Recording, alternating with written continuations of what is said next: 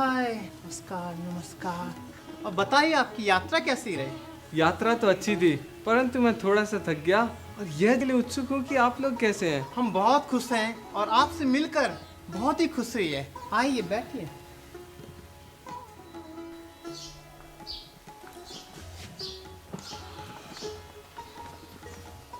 अर्जुन, हमारे पास बहुत सारे प्रश्न हैं जो हम आपसे पूछना चाहते हैं।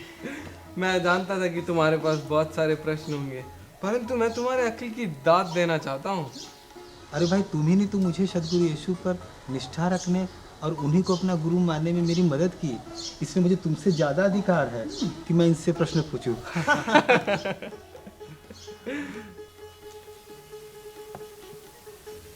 प्रणाम रावत। प्रणाम प्रणाम। और संचिता, ये बताओ तुम्हारी पढ़ाई कैसी चल रही है? बहुत अच्छी पढ़ाई चल रही है। अच्छा, ये तो बहुत अच्छी बात है।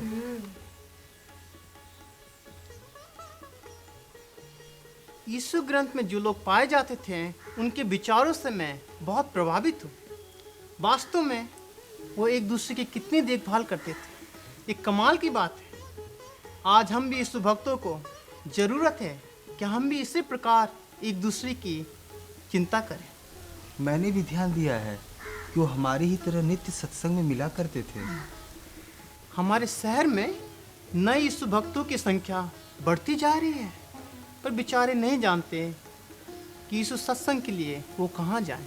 हमने देखा है कि बहुत से लोग इस शहर में सदगुरु यीशु की शिक्षाओं पर चल रहे हैं और वो उन्हें शक्तिशाली ही नहीं मानते, वरना उन्हें अपना मुक्तिदाता भी मानते हैं। उस समय हम क्या करें जब हम नया सत्संग शुरू करना चाहते हैं? हमारे पड़ोसी, हमारे मित्रगण आते हैं और यीशु ग्रंथ के बारे में और प्रार्थना के बारे में और खोजते हैं। हाँ, यीशु ग्रंथ के मुताबिक जो कोई भी सद्गुरु यीशु और यीशु ग्रंथ को अपना आधार मानकर जीवन व्यतीत करते हैं, यह उसका कर्तव्य बन जाता है कि वह दूसरों को भी यीशु ग्रंथ के मुताबिक सत्य के मार्ग पर आगे बढ़ना सिखाए। ऐसे बहुत सारे तरीके हैं जिससे हम सद्गुरु यीशु की भक्ति कर सकते हैं। ऐसे बहुत सारे लोग और समूह हैं जो हिंदू होने के नाते अपने बहुत से परंपरागत, सांस्कृतिक, सामाजिक रीतियों और कर्तव्यों का पालन भी कर रहे हैं और सद्गुरु यीशु को अपना एकमात्र गुरु मानते हुए उसकी भक्ति का पूर्ण आनंद उठा रहे हैं। चलो, जिस सत्संग का नेतृत्व मैं करता हूँ उसके बारे में कुछ देखते हैं।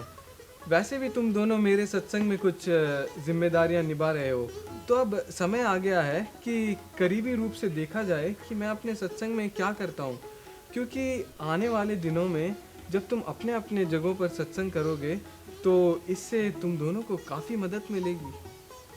सत्संग के विभिन्न कार्यों में भाग लेने के द्वारा आपका विश्वास और ज़्यादा बढ़ सकता है और आप सद्गुरु यीशु के बारे में और ज़्यादा ज्ञान प्राप्त कर सकते हैं और आप लोग आपस में विचार विमर्श करने के द्वारा कई नई तरीकों की भी खोज कर सकते हैं जिससे आपका विश्वास और ज़्यादा बढ़ सके। नमस्ते, आइए आइए, अंदर आइए आप। नमस्ते।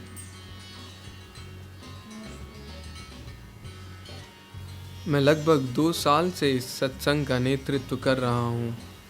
स्वामी जी का कहना है कि मुझे नेतृत्व के गुण विरासत से ही मिले हैं और मैंने सद्गुरु प्रभु यीशु का अनुसरण बड़ी ही विश्वास योग्यता के साथ किया है।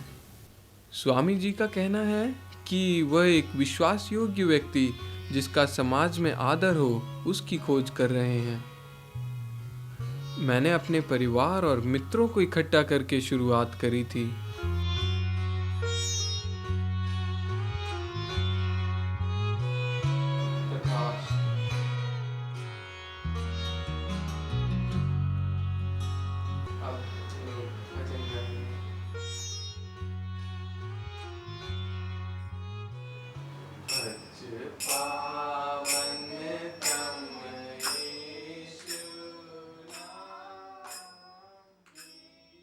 हम नियमित रूप से प्रार्थना और यीशु ग्रंथ अध्ययन के लिए एकत्रित होते हैं। रखवाली करता है जिस तरह परमेश्वर सतगुरु यीशु हमें जब यीशु ग्रंथ में जो सद्गुरु यीशु ने कहा है उसे ध्यान पूर्वक देखकर और अपने जीवन में लागू करके हम लोगों के सामने एक नमूना पेश कर सकते हैं।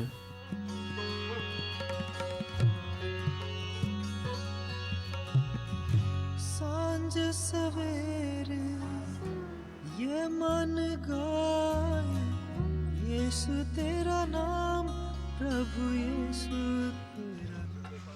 हर सप्ताह हम नियमित रूप से मिलते हैं और इस दौरान हम एक दूसरे को उत्साहित करते हैं तथा व्यवहारिक मदद भी करते हैं।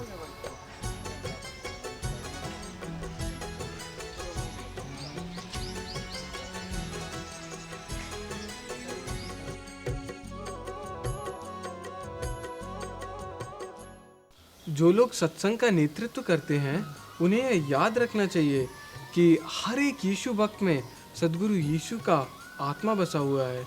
हम तो केवल उसके सेवक हैं। सद्गुरु यीशु ही परमात्मा और मुक्तिदाता है। हम सब उसके समान रूप से संतान हैं। हर एक सत्संगी ने जो कुछ सीखा है दूसरों को बताने से बहुत उत्साहित होते हैं। नमस्ते, आप सबका स्वागत है। मुझे बहुत ज़्यादा खुशी हुई आप सबको इस सत्संग में देखकर।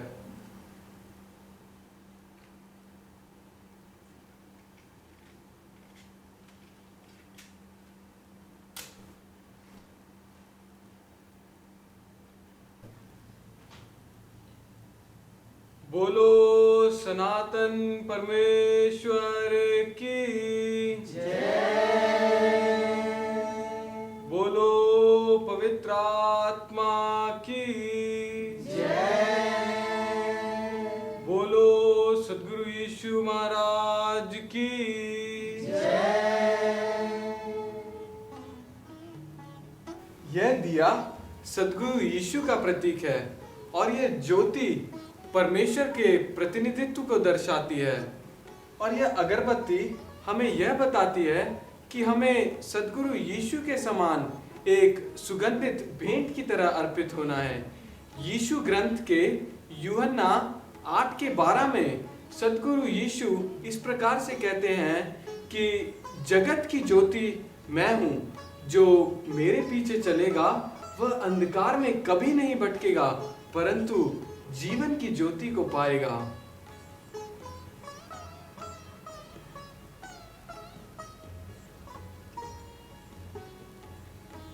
इन सभी चिन्हों के बारे में यीशु ग्रंथ में लिखा गया है और विभिन्न संस्कृतियों में यीशु भक्त इन चिन्हों का प्रयोग करते हैं ताकि वे परमेश्वर को और गहराई से जान सकें। मनीषा जी, क्या आप सद्गुरु यीशु का भजन गाने में हमारी मदद करेंगी? हाँ, मेरे लिए बहुत आनंद की बात होगी। आइए हम भजन गाएं और सद्गुरु यीशु की भक्ति करें। आइए हम नाम लियो रे भजन गाएंगे। नाम लियो रे यीशु का मंगलकारी नाम लियो रे। नाम लियो रे यीशु का मंगलकारी नाम लियो रे। नाम लियो रे यीशु का मंगलकारी नाम लियो रे। पाप हरेगा, शाप हरेगा, पाप हरेगा, शाप हरेगा, पाप हरेगा, शाप हरेगा, पाप हरेगा, शाप हरेगा। पावन पावन सुंदर यीशु का नाम, पावन पावन सुंदर मेरा यीशु का नाम, पावन पावन सुंदर मेरा यीशु का नाम, पावन पावन सुंदर मेरा यीशु का नाम। नाम लियो रे। धन्यवाद देते हैं सद्गुरु यीशु कि तेरे नाम में मुक्ति है, तेरे नाम में शांति है। हम यही प्रार्थना करते हैं कि हम तेरे नाम को निरंतर जपते रहें। धन्यवाद। तथास्तु।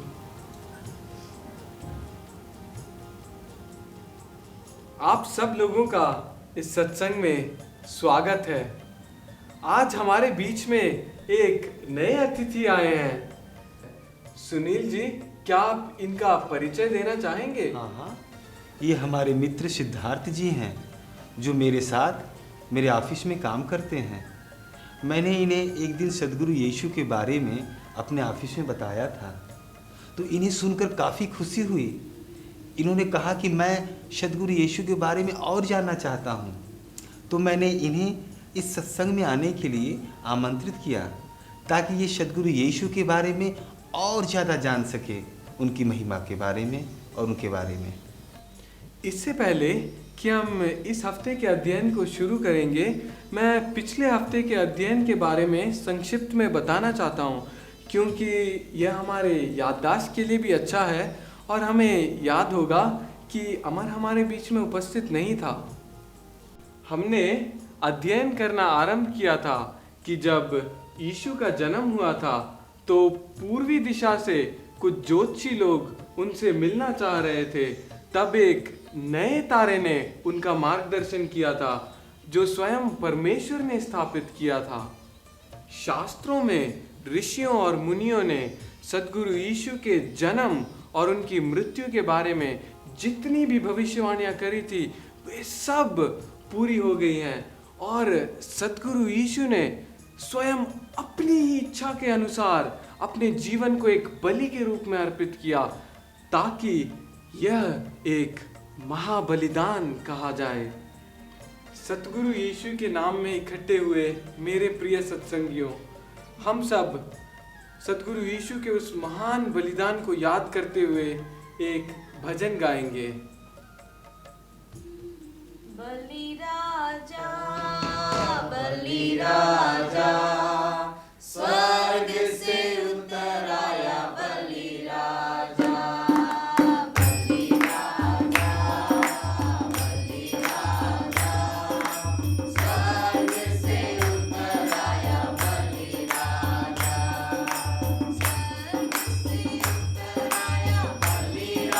बलिराजा।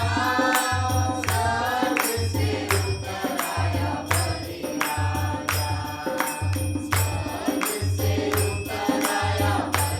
स्वर्ग से उतर आया बलिराजा। स्वर्ग से उतर आया बलिराजा। बलिराजा, बलिराजा, स्वर्ग से उतर आया बलिराजा। बलिराजा, बलिराजा, स्वर्ग से उतर आया बलिराजा। दास का रूप लिया बलिराजा। दास का रूप लिया हम देखेंगे कि कैसे सद्गुरु यीशु ने पुनः जीवन प्राप्त करके मृत्यु, पाप, अंधकार और शैतान की सभी ताकतों पर विजय प्राप्त की। सद्गुरु यीशु ने अपने सभी भक्तों को वायदा किया है कि वे अपने पिता के पास स्वर्ग में जा रहे हैं, जहां पे वे हम सब के लिए, हम सभी भक्तों के लिए एक स्थान तैयार कर रहे हैं। उसने यह भी कहा कि वह तो जाता है, परंतु अपनी पवित्र आत्मा को अपने सभी भक्तों को देगा, ताकि पवित्र आत्मा उनका मार्गदर्शन कर सके। उसके बाद सद्गुरु यीशु 3 दिन बाद मृतकों में से जी उठे और 40 दिन तक अपने शिष्यों के मध्य में रहे, और उसके शिष्यों ने अपनी आंखों से उसे स्वर्ग जाते देखा। जैसे सद्गुरु यीशु ने वायदा किया था कि वह अपनी पवित्र आत्मा को अपने सभी भक्तों के ऊपर भेजेगा, तो इसीलिए उसके सभी भक्त एक कमरे में इकट्ठे होकर पवित्र आत्मा का इंतजार कर रहे थे। जब सभी भक्त लोग पवित्र आत्मा का इंतजार कर रहे थे, तो अचानक एक भयानक सी आंधी आई और पूरा कमरा कंपित हो उठा। वहां पर सभी भक्त पवित्र आत्मा से भर गए और विभिन्न भाषाओं में बातचीत करने लगे। वहां पर विभिन्न देशों से यहूदी लोग एकत्रित हुए थे और सभी जो कुछ भी कहा जा रहा था उसे अपनी अपनी भाषा में समझ रहे थे। उन्होंने इस संदेश पर विश्वास किया और अंगीकार किया कि वे लोग पापी हैं और केवल सद्गुरु यीशु ही उनका मुक्तिदाता है। जल संस्कार सद्गुरु यीशु के मृत्यु और पुनः जीवन को दर्शाता है। जैसे ही भक्त डुबकी लगाता है तो वह मृत व्यक्ति के समान है, और जब वह पानी के भीतर होता है तो वह एक मृत व्यक्ति जैसा है, और जैसे ही वह ऊपर उठता है वह ऐसा दिखता है जैसे उसने पुनः जीवन प्राप्त किया है, जैसे कि हमारे सद्गुरु यीशु ने पुनः जीवन प्राप्त किया। वहीं से सद्गुरु यीशु की विश्वव्यापी मंडली की शुरुआत हुई थी, और हम देख सकते हैं कि उनके अंदर सेवा भाव, प्रेम और एक दूसरे के प्रति चिंता और एक दूसरे की मदद करना कूट कूट कर भरा हुआ था। हम में से बहुतों ने पापों का पश्चाताप किया और जल संस्कार लेकर सद्गुरु यीशु को अपना एकमात्र गुरु माना है। मुझे मालूम है कि जल संस्कार कितना महत्वपूर्ण क्रिया है, और यह बात इस चीज का भी प्रतीक है कि मैंने अपने संपूर्ण जीवन को सद्गुरु यीशु के लिए समर्पित कर दिया है, और इससे मुझे पापों की शुद्धि मिली है, और मैंने सबको बता दिया है और प्रदर्शित कर दिया है कि मैं अब एक सद्गुरु यीशु का भक्त हूँ। यह जानकर मुझे बहुत ज़्यादा खुशी हुई कि उन यीशु भक्तों की तरह जिनके बारे में यीशु ग्रंथ में लिखा है, मैं भी एक यीशु भक्त बन गया हूँ। मैं उस दिन को कभी नहीं भूल सकता हूँ।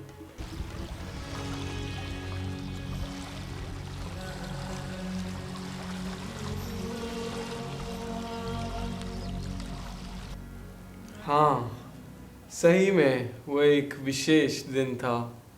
क्या आप में से कोई बताना चाहेगा कि परमेश्वर ने आपके जीवन में क्या चमत्कार किया है?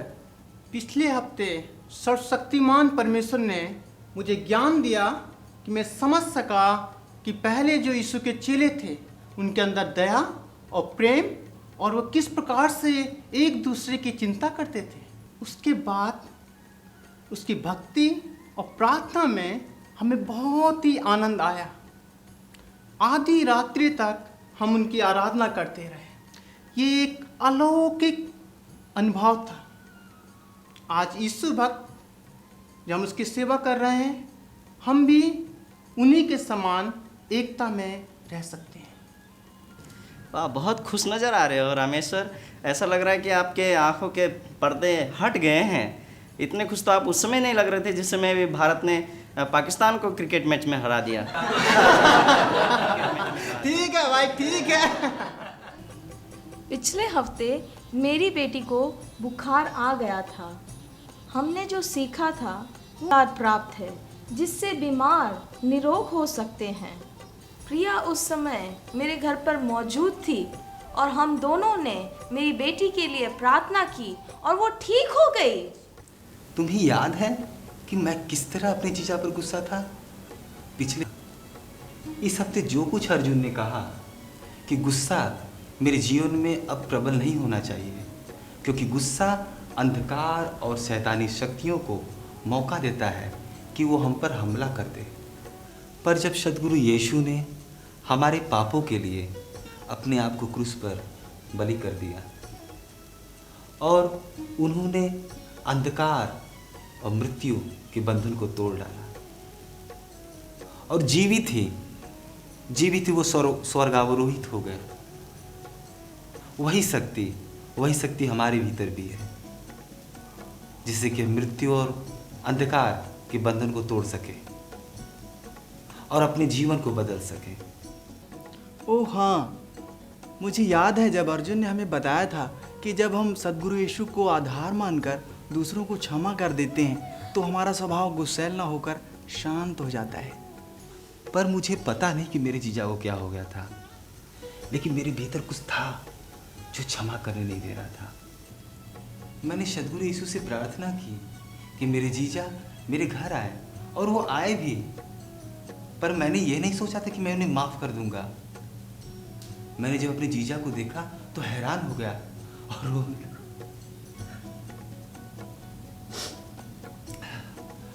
उसके बाद हमने एक दूसरे को क्षमा कर दिया और सारी कड़वाहट समाप्त हो गई। पर जब मैं उन्हें सद्गुरु यीशु के बारे में बता रहा था तो मेरे जीजा ने स्वीकार किया कि मेरे जीवन में बहुत ही परिवर्तन आया है, और वो मुझसे कहने लगे कि मुझे और जानना है सद्गुरु यीशु के बारे में। सद्गुरु यीशु का महिमा हो, सर्वशक्तिमान परमेश्वर की जय हो, जय हो, जय हो। सुनकर बहुत अच्छा लगा।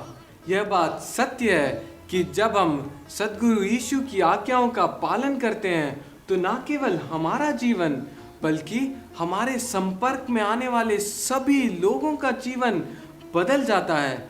हम सब सद्गुरु यीशु की आज्ञाकारिता में आगे बढ़े। तथास्तु।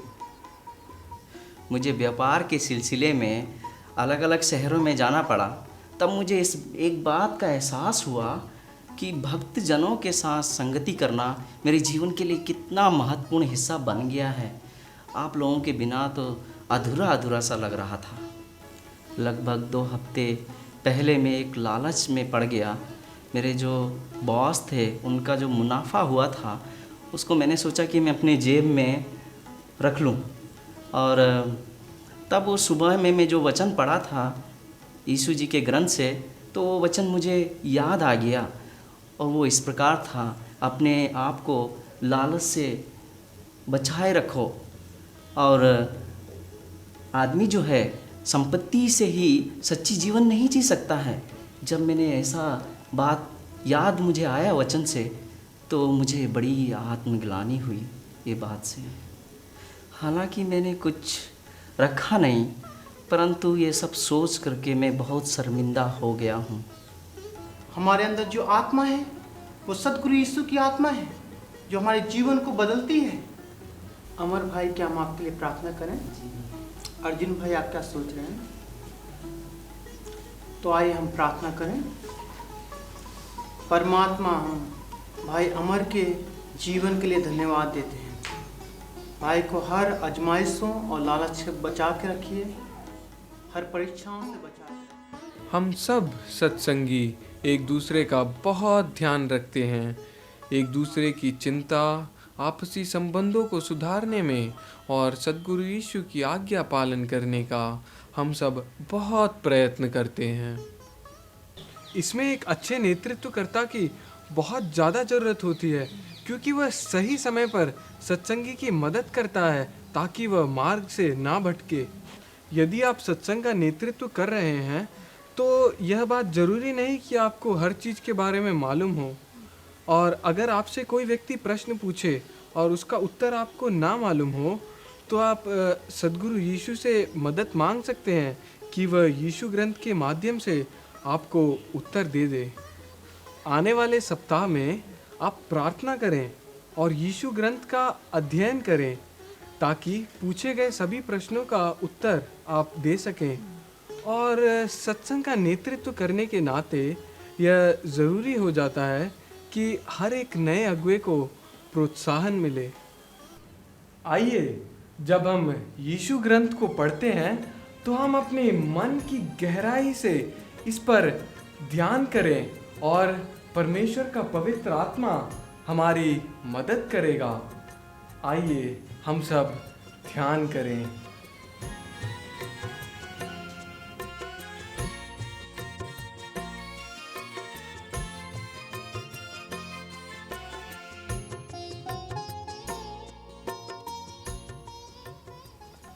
जैसा कि आप लोगों को याद होगा कि पिछले हफ्ते हमने कहा था कि इस हफ्ते हम एक ऐसी ऐतिहासिक घटना पर ध्यान करेंगे जिसमें सद्गुरु यीशु का सामना एक दुष्ट आत्मा ग्रसित व्यक्ति से हुआ था, और यह कथा यीशु ग्रंथ के मरकस नामक किताब के 5वें अध्याय के 1 से 20 तक के वचनों में लिखा गया है। सद्गुरु यीशु ने उसे प्रेत आत्माओं के उत्पीड़न से आजाद कर दिया था और ऐसा कोई और नहीं कर सकता है। जगदीश, मैंने तुमसे कहा था कि मरकुस के 5वें अध्याय से तुम उस कहानी को आज सुनाओगे, तो क्या तुमने उसको कंठस्थ किया है कि तुम उसको यीशु ग्रंथ में से पढ़कर सुनाओगे? हाँ, मैंने 2 बार पढ़ ली है और मुझे लगता है कि मुझे याद हो गई, तो पर भी यीशु ग्रंथ ले लेता हूँ। यदि ज़रूरत पड़ी तो एक बार देख लूँगा।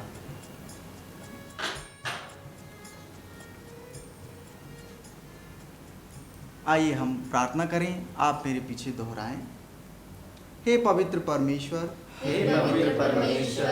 आप हमें इन पवित्र वचनों को समझने की शक्ति व समझ दें तथास्तु। इन वचनों के द्वारा ही हमारा जीवन स्थिर रहता है। तो आइए हम इसे ध्यान से सुने। इससे पहले कि हम इस कहानी के बारे में विचार विमर्श करें, पवित्र आत्मा को समय दें कि वह हमें इसके अर्थ को समझा सके। एक बार यीशु ने यह तय किया कि अपने शिष्यों के साथ झील के उस पार चलें। अतः यीशु और उनके शिष्य नौका में सवार हुए और झील के उस पार चले, जहाँ एक दूसरे समुदाय के लोग रहते थे। जब यीशु नौका से उतरे तो वहाँ पर एक आदमी जो प्रेत आत्माओं से ग्रसित था और जो शमशान स्थल में और निर्जन स्थानों में रहता था, यीशु की ओर दौड़ा। वह आदमी दिन रात चिल्लाया करता था और अपने आप को पत्थरों से घायल कर लेता था और निर्वस्त्र इधर उधर दौड़ा करता था। लोग उसे मोटी मोटी जंजीरों और सांकलों से बांध कर रखते थे, लेकिन वह जंजीरों को तोड़ देता और सांकलों के टुकड़े टुकड़े कर दिया करता था। और किसी भी मनुष्य में इतनी शक्ति नहीं थी कि उसे वश में कर सके। परंतु जब उस प्रेतग्रस्त मनुष्य ने प्रभु यीशु को देखा तो वह उनके चरणों में गिर पड़ा और बोला, हे प्रभु यीशु, परम प्रधान प्रभु परमेश्वर के पुत्र, आप समय से पहले मुझे क्यों सताने आए हैं? लेकिन यीशु ने उन दुष्ट आत्माओं को आदेश दिया कि उस मनुष्य के अंदर से निकल जाएं और उसे छोड़ दें, और तुरंत ही दुष्ट आत्माएं उसके शरीर से निकल गईं और वह मनुष्य स्वस्थ मन हो गया और वह अपने होश में आया और उसने अपने कपड़े पहने। जब प्रभु यीशु उस स्थान से प्रस्थान करने लगे, तब वह आदमी प्रभु यीशु के पास आया और उनसे विनती करके कहने लगा कि प्रभु उसे अपने साथ ले चलें। लेकिन प्रभु ने स्वीकार नहीं किया, वरन उससे कहा कि जा, अपने परिवार, अपने लोगों और अपने समुदाय के पास जा और जो कुछ भी दया और करुणा का कार्य प्रभु परमेश्वर ने तेरे लिए किया है वह सब उन्हें बता। और उस मनुष्य ने प्रभु की आज्ञा के अनुरूप कार्य किया।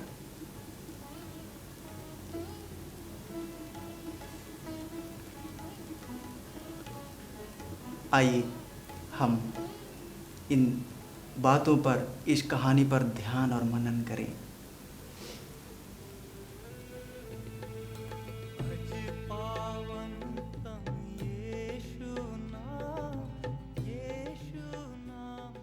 कहानी सुनाने के बाद अक्सर थोड़ी देर मौन रहना और जो कुछ कहानी सुनाई गई है उस पर ध्यान लगाते हैं और इसमें परमेश्वर उन्हें विचार देता है जिससे वह उस पर विमर्श कर सकें। क्षण वचनों के ऊपर ध्यान लगाने के बाद जो कुछ भी विचार हमें परमेश्वर देता है उसे हम एक दूसरे के साथ बांटते हैं।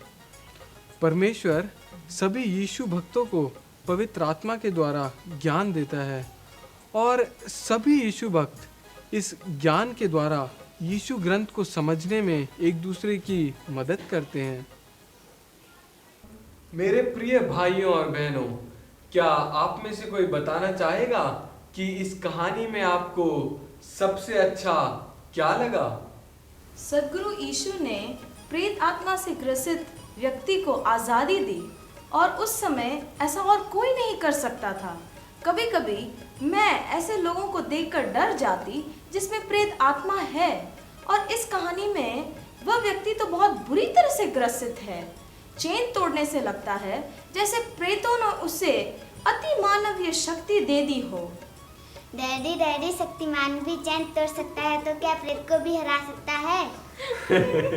हाँ हाँ बेटा, टीवी में तो सब कुछ हो सकता है, परंतु वो टीवी थोड़ी था, वो तो असली जिंदगी थी। सद्गुरु यीशु के लिए प्रेत आत्मा को हरा देना चुटकी का काम है, इसलिए तो गुरु ने उस आदमी को आज़ाद कर दिया। अब यदि मैं कोई प्रेत आत्मा से ग्रसित व्यक्ति को देखती हूँ, मुझे डरने की कोई ज़रूरत नहीं, बल्कि प्रभु यीशु से मदद मांग सकती हूँ।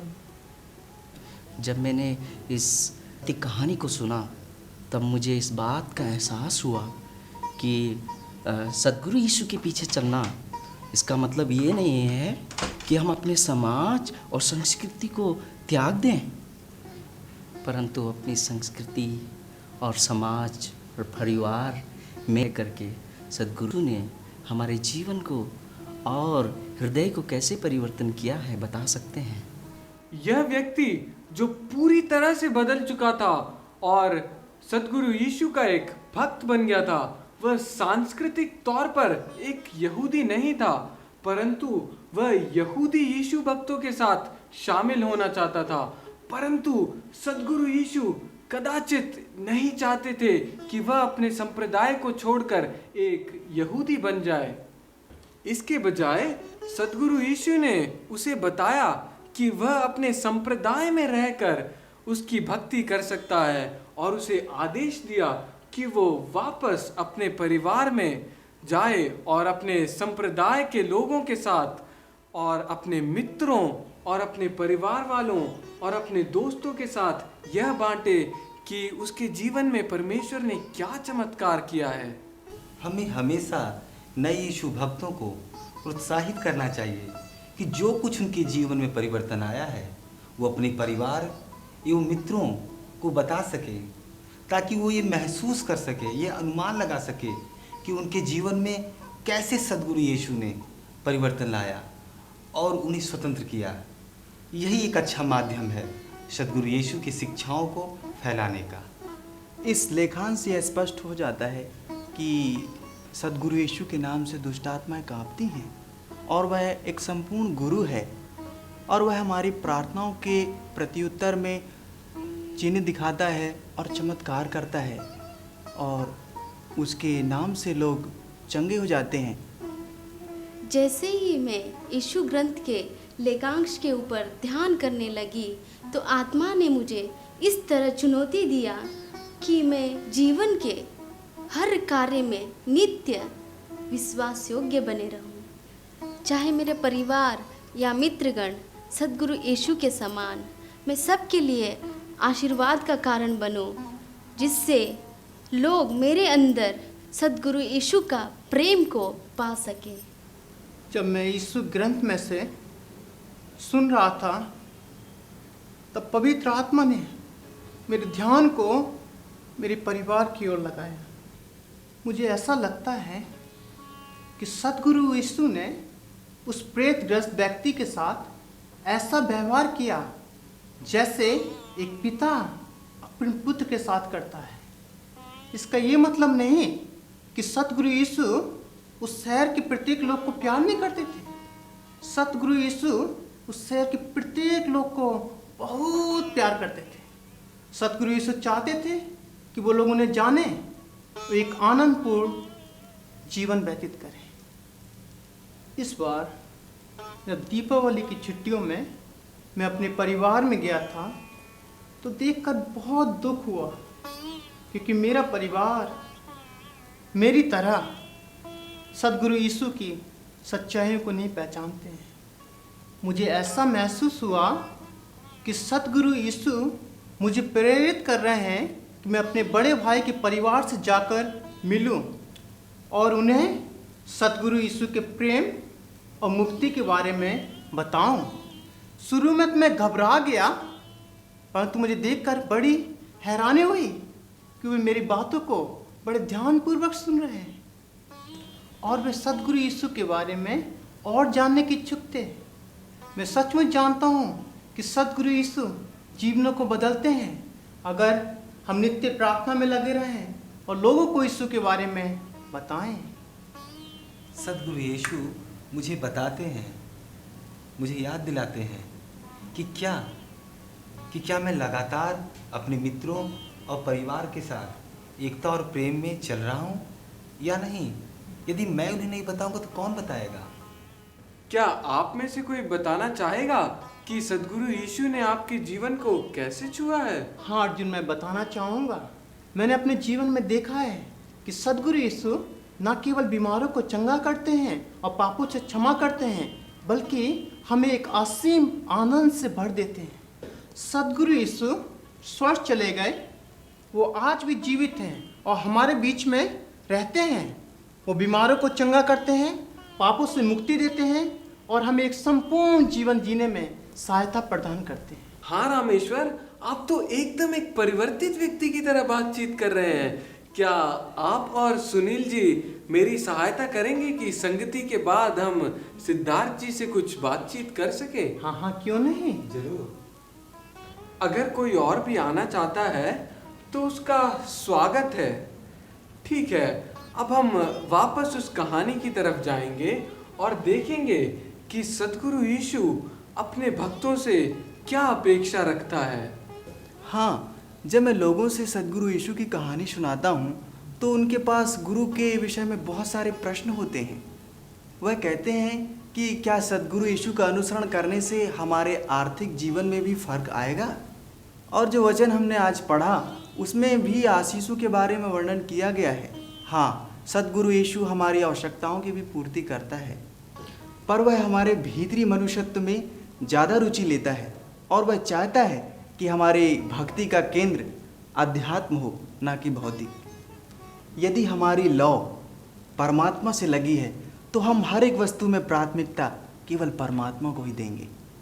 सद्गुरु यीशु की आज्ञा पालन ही सर्वश्रेष्ठ है और यदि हम उसकी आज्ञाओं का पालन करेंगे तो उससे हमारा मन प्रसन्न रहेगा और यदि हमारा मन प्रसन्न रहेगा तो उससे हमारा परिवार सुखी रहेगा।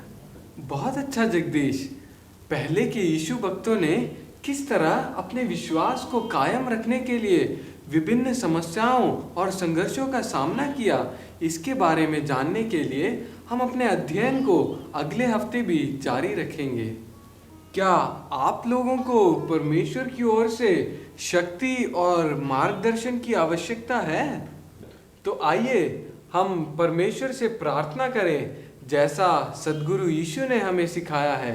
जगदीश, क्या आप प्रार्थना में हमारी अगुवाई कर सकते हैं? हाँ, ये मेरे लिए गौरव की बात होगी। आइए हम सब प्रार्थना में चलें। प्रभु परमेश्वर, हम हाथ जोड़कर आपसे प्रार्थना करते हैं क्योंकि आप हमारी प्रार्थनाओं को सुनने के लिए सदैव तैयार रहते हैं। प्रभु यीशु को, जिन्हें आपने संसार में हमारे पापों के लिए बलि होने के लिए भेजा, उन्हें हम स्वीकार करते हैं। परमेश्वर, अपना वचन और अपनी इच्छा हम पर प्रकट करने के लिए आपको कोटि कोटि धन्यवाद। यीशु ग्रंथ में से आपने हमें बताया है कि हम आपसे मांग सकते हैं और आप बड़ी उदारता से हमें देते हैं। पवित्र परमेश्वर में भरपूरी से भरिए ताकि हम के मार्ग में चलें। यह प्रार्थना हम आज्ञाकारिता के साथ हमारे मुक्तिदाता सद्गुरु यीशु के नाम से मांगते हैं। तथास्तु। याद रहे, यह सब बातें हम अपने दोस्तों और परिवार वालों के साथ बांटें ताकि हम सब सभी बुराइयों से बचे रहें और परमेश्वर के मार्ग पर आगे बढ़ते रहें।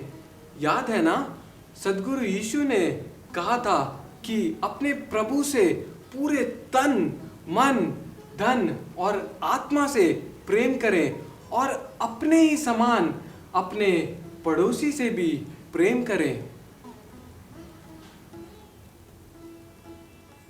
हम यह याद रखें कि सभी अच्छी वस्तुएं सद्गुरु यीशु की तरफ से आती हैं। आप में से कोई भी व्यक्ति अगर दान देना चाहता है तो वह इस दान पात्र में अपने दान को रख सकता है। यह दान धन या किसी भी वस्तु के रूप में हो सकता है जो किसी गरीब या जरूरतमंद व्यक्ति की मदद में आ सकता है।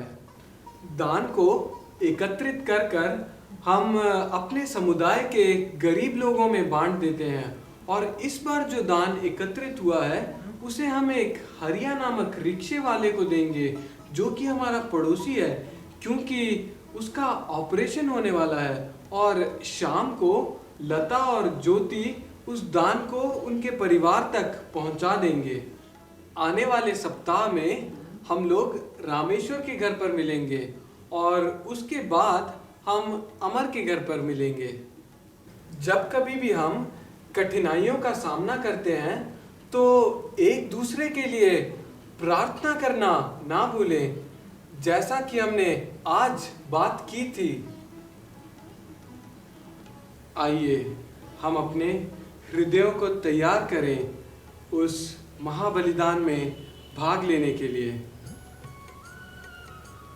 हम अपने हृदय की गहराइयों से सद्गुरु यीशु के उस महाबलिदान को याद करें जो हमारे लिए दिया गया था।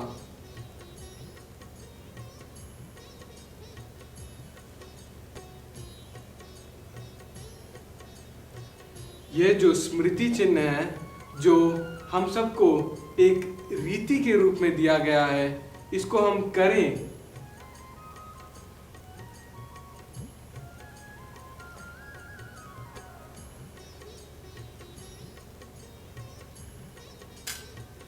यह जो रोटी है वह सद्गुरु यीशु के शरीर के समान है जो हमारे लिए तोड़ा गया था।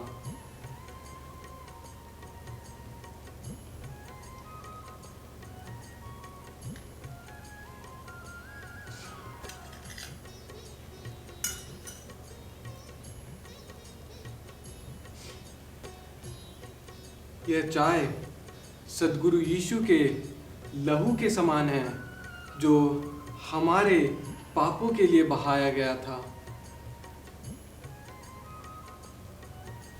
जब हम महाप्रसाद को लेते हैं तो सद्गुरु यीशु के उस महाबलिदान को याद करते हैं जो उसने पूरी मानव जाति के लिए किया था।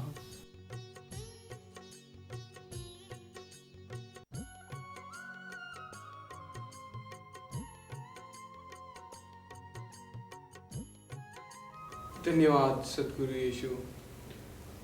बोलो सनातन परमेश्वर की जय। बोलो पवित्र आत्मा की जय। बोलो सद्गुरु यीशु महाराज की जय। शांति शांति शांति तथास्तु।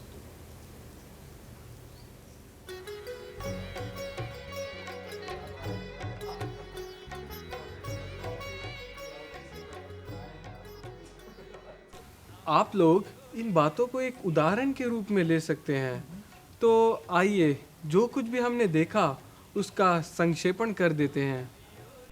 पहले सत्संग में यीशु ग्रंथ का पाठ किया जाता है। यह अच्छा होगा कि यीशु ग्रंथ के भाग को पढ़ने के बजाय यदि हम याद करके कहानी को बताएं। यदि कहानी को बार बार पढ़ा जाता है तो सत्संग में उसे अच्छी तरह से सुनाया जा सकता है। दूसरी बात, सब सत्संगी जब कहानी सुनाई जाती है तो बड़े ध्यान से उसे सुने ताकि परमात्मा भक्ति मार्ग में हमारा अनुसरण कर सके। आखिर में जो ज्ञान उन्हें परमात्मा से प्राप्त हुआ है उस मनन के दौरान यीशु ग्रंथ के प्रति उनके उत्तरदायित्व पर चर्चा करते हैं ताकि उसको अपने वास्तविक जीवन में लागू कर सकें। परमात्मा अवश्य ही आप दोनों की मदद करेगा कि आप दोनों नए सत्संग शुरू कर सकें। परमेश्वर की कृपा उन सभी लोगों के ऊपर होती है जो प्रार्थना, भजन कीर्तन, भक्ति और पूजा करते हैं। मैं बहुत उत्साहित हूँ अर्जुन कि आपकी तरह मैं भी एक नया सत्संग शुरू कर पाऊँगा। हाँ हाँ, क्यों नहीं। ये भी एक तरीका है यीशु भक्तों को भक्ति मार्ग पर आगे बढ़ने का। यह तो बहुत प्रोत्साहित करने वाली बात है इसके लिए तुम्हें एक यीशु ग्रंथ की ज़रूरत पड़ेगी और नए भजन सीखने के लिए तुम कैसेट और सीडी सुन सकते हो। सद्गुरु यीशु की सेवा के लिए आप जैसे स्वयं सेवकों की ज़रूरत है। आने वाले समय में जब आप सत्संग शुरू करेंगे तो इस विषय में मुझे बताते रहना। मैं निरंतर इस विषय के बारे में प्रार्थना करता रहूँगा।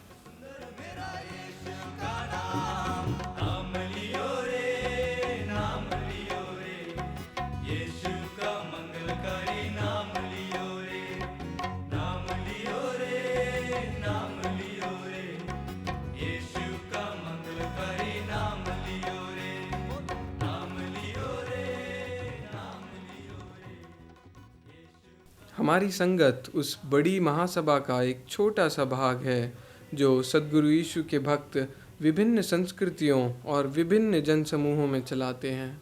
इतनी विविधता होने के बावजूद उनका संकल्प केवल इस बात में है कि सद्गुरु यीशु के बताए हुए मार्ग पर आनंद से चलते रहें।